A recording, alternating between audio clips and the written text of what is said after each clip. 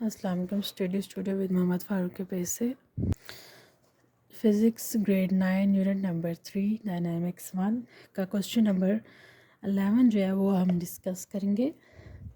Question number 11 में हमें पूछा गया है justify and illustrate the use of electronic balance to measure mass, कि हम इलेक्ट्रॉनिक बैलेंस को कैसे यूज़ कर सकते हैं मास को मेजर करने के लिए। तो इसका हम जो है आंसर देखते हैं।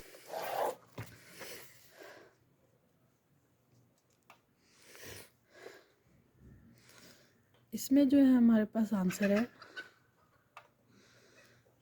Electronic balances measure mass. Electronic balance क्यों यूज़ होता है मास को मेजर करने के by utilising the principle of electromagnetic force compensation. इसके जो है हम वो इलेक्ट्रोमैग्नेटिक फोर्स और जो इसके उसूल है प्रिंसिपल्स हैं उसकी बेस पे जो है हम वो इलेक्ट्रॉनिक बैलेंस यूज़ करते हैं टू मेजर मास।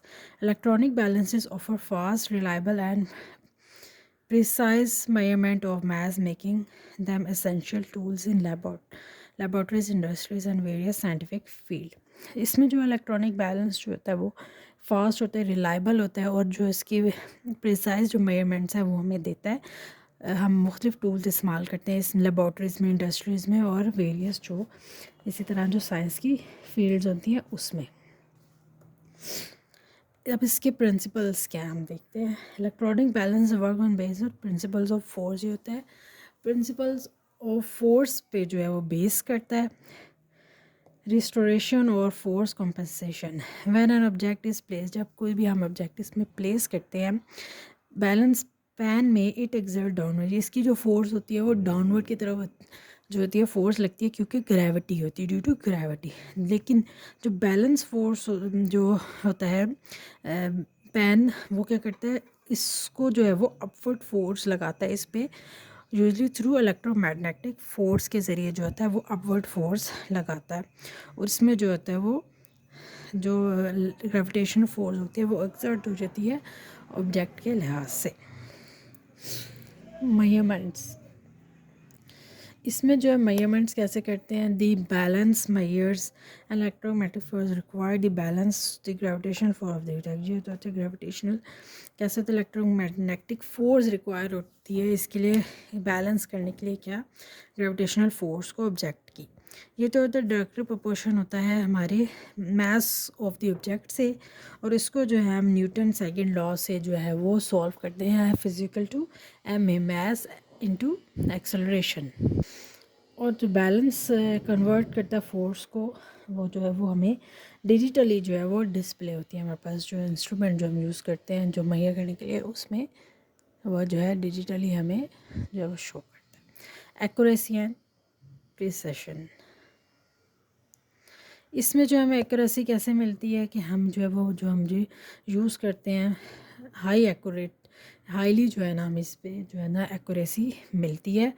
और ये जो होते हैं ज़्यादातर डेसिमल जो प्लेसेस होते हैं उसमें जो है हम इसको फिर सॉल्व कर देते हैं। और इसमें जो है हमारे पास एक्यूरेसी जो है वो जो आती है वो हम उसको जो है वो accuracy and often come with features like taring to account for mass of containers, और जिसमें मास कंटेनर के मास होते हैं, एडिशनल टर्म्स आइटम्स होती हैं, इसका जो है हमें वो उसकी जो होती है वो हमें इसकी एक्यूरेसी जो है वो हम मेजर करते हैं उससे बैलेंस करके हमें जो है वो डेसिमल प्लेसेस में मिल जाती है।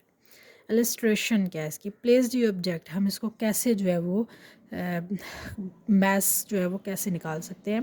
प्लेस दी ऑब्जेक्ट, ऑब्जेक्ट को उसमें प्लेस करना है, मेजर करने के लिए कोई भी चीज़ को आपने जिसको मेजर करना है उसको बैलेंस पैन में जो है वो रखना है।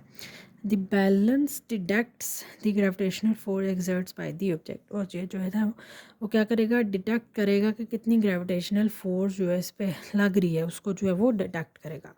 It generates an electromagnetic force to counteract the gravitational force, ये क्या करेगा इलेक्ट्रोमैग्नेटिक फोर्स उस पर लगेगी जिससे क्या होगा वो जो ग्रेविटेशनल फोर्स है वो ख़त्म हो जाएगी।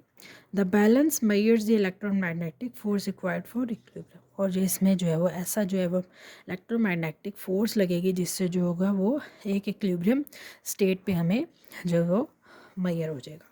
This force is converted into mass measurement and displayed digitally. और ये क्या होगा, फोर्स जो कन्वर्ट हो जाएगी किस में, मास में, according to this second law of motion. और इसमें जो है वो हमें शो हो जाएगा, डिस्प्ले हो जाएगा डिजिटली तौर पे, जो है उस पर हमें डिस्प्ले हो जाएगा इसका, जो इसकी जो भी वैल्यू होगी या जो भी हमारे पास उसकी मेजरमेंट आएगी। ये हमारा क्वेश्चन नंबर 11 था जो मैंने आपके साथ डिस्कस किया।